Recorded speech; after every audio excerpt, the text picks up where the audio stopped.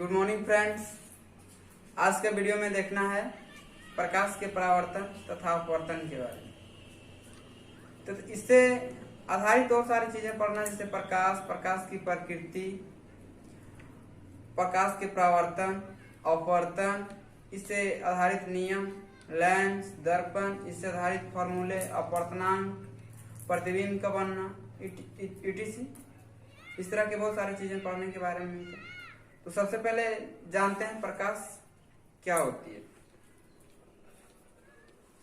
प्रकाश एक ऐसा माध्यम है जिसके द्वारा किसी भी आंख वाले जीव जंतु एक दूसरे वस्तु को देख पाते हैं। यह दृश्य विकिरण ऊर्जा का वह स्रोत है जिससे संसार के सभी जीव किसी दूसरे वस्तु को दृष्टिगोचर कर पाते हैं। और इसके गुणधर्म के बारे में जानते हैं।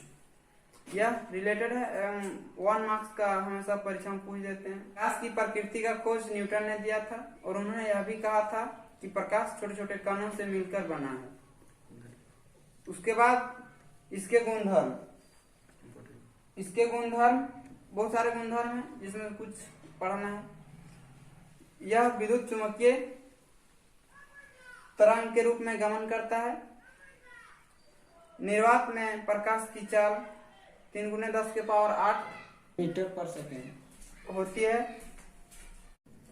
इसके बाद प्रकाश के माध्यम के बारे में जानते हैं। प्रकाश का माध्यम, प्रकाश की किरण जिस वस्तु या पदार्थ से होकर गुजरती है उसे माध्यम कहते हैं। माध्यम 3 प्रकार के होते हैं: पारदर्शी, अपारदर्शी, पारभासी। इसको इंग्लिश में हम लोग कहते हैं ट्रांसपेरेंट, ट्रांसलूसेंट, ओपेक। पारदर्शी क्या होता है? जिसमें प्रकाश की किरण एक ओर से दूसरे ओर पूर्ण रूप से आर पार कर जाती है, उसे पारदर्शी कहते हैं। जैसे कांच, जल, वायु, etc। उसके बाद जानते हैं अपारदर्शी। प्रकाश की किरण एक ओर से दूसरे ओर पूर्ण रूप से आर पार नहीं कर पाती है, जिसे अपारदर्शी कहते हैं। जैसे दीवार, बोर्ड, बेंच, डेस्क, etc। उसके बाद पारभासी, जिसको ट्रांसलूसेंट कहते हैं। ये क्या होती है? इसमें प्रकाश की किरण एक ओर से दूसरे ओर आंशिक रूप से, मतलब थोड़ा थोड़ा इधर से उधर आर पार कर पाते हैं, जिसको हम लोग परिभाषा के तौर पर जानते हैं जिसमें प्रकाश की किरण एक ओर से दूसरे ओर आंशिक रूप से आर पार कर पाती, उसे पारभासी कहते हैं।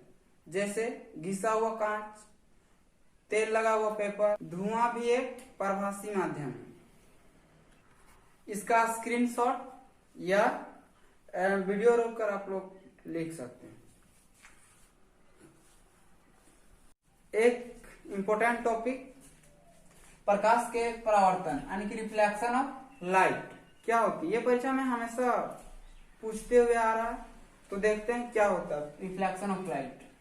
जब प्रकाश की किरण एक माध्यम से गमन करती हुई किसी चमकदार सतह पे या पॉलिश किया हुआ सतह पे पड़ता है तो पुनः टकरा कर उसी माध्यम में लौट जाता है। जैसे कि हम लोग यहाँ देख रहे हैं, इधर से आया, यहाँ चमकदार सतह पे टकराया और इधर से लौट गया।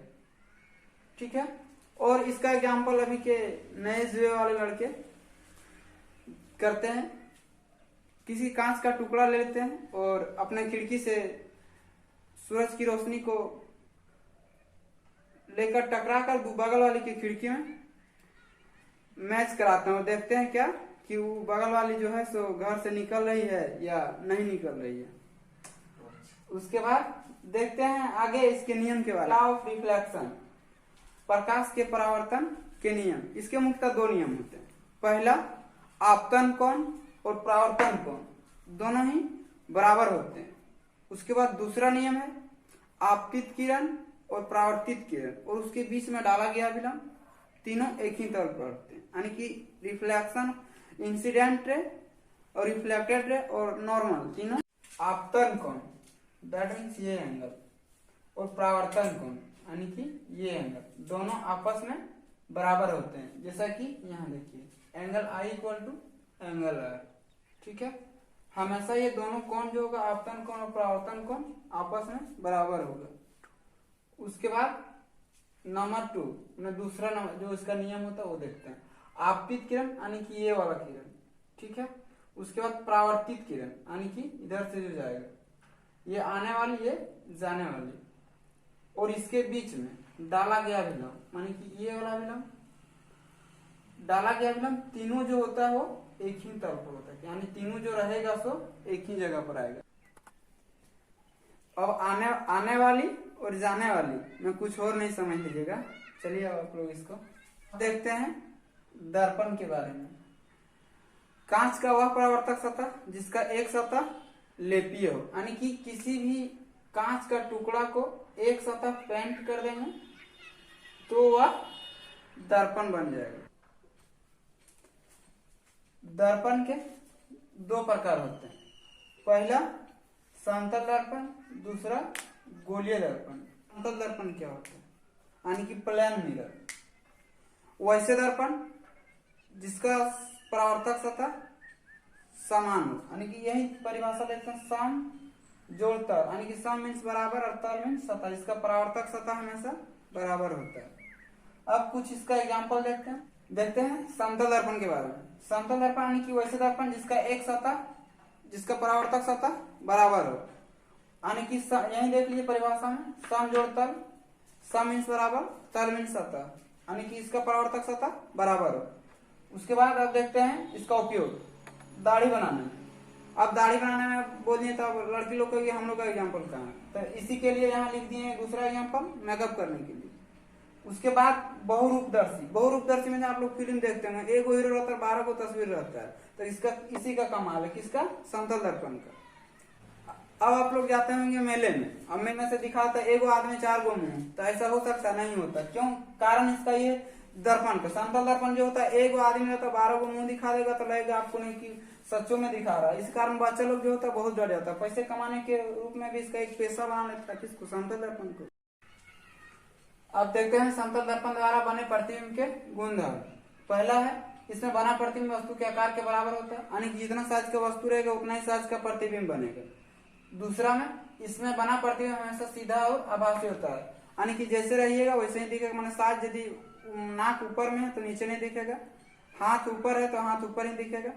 अगला तीसरा, यदि वस्तु दर्पण की दूरी x मीटर है तो प्रतिबिंब और वस्तु की दूरी 2x मीटर, यानी कि छोटुआ यहाँ दर्पण से x मीटर दूरी पर खड़ा है तो प्रतिबिंब भी x मीटर दूरी पर बनेगा, और दोनों के बीच का दूरी जो हो जाएगा 2x हो जाएगा।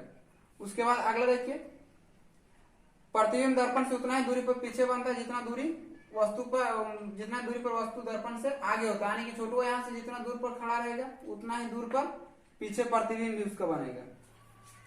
अगला देखिए, अब पांचवा जो है, यदि दर्पण को थीटा कोण से घुमाते हैं तो परावर्तित किरण 2 थीटा पर घूम जाती है, यानी कि ये दर्पण है, ये दर्पण है। मान लीजिए छोटिया यहाँ से इसको 30 डिग्री पर इसको झुका घुमाते हैं तो इसका जो प्रतिबिंब इधर बनेगा उस 60 डिग्री पर, इसका जो घुमा ये 30 डिग्री पर यदि घुमाते हैं तो इधर जो प्रतिबिंब बनेगा उसका 60 डिग्री पर घूम जाएगा। उसके बाद अगला देखते हैं, यदि कोई वस्तु v वेग से गतिमान है तो उसका समतल दर्पण से इसका प्रतिबिंब 2v वेग से गतिमान होता है, यानी कि फिल्म में आप लोग देखते होंगे हीरो 10 किलोमीटर रफ्तार से दौड़ता है, 10 किलोमीटर रफ्तार से दौड़ता है, उसका जो प्रतिबिंब बनता है वो 20 किलोमीटर की रफ्तार से बनता है। उसके बाद आप लोग देखते हैं जिम में भी उसी तरह बॉडी का साइज डबल दिखा दिया जाता है। उसके बाद आप लोग डांस क्लास में जाते होंगे, डांस क्लास में मान ली कोई नचनिया के 10 किलोमीटर की रफ्तार से नाचती है, मान लो तो उसको प्रतिबिंब जो दिखाता है वो 20 किलोमीटर रफ्तार से दिखा देता है। उससे उसको फीलिंग होता है कि हम लगता है कितना अच्छा डांस कर रहे हैं, लेकिन वास्तविक ऐसा होता नहीं।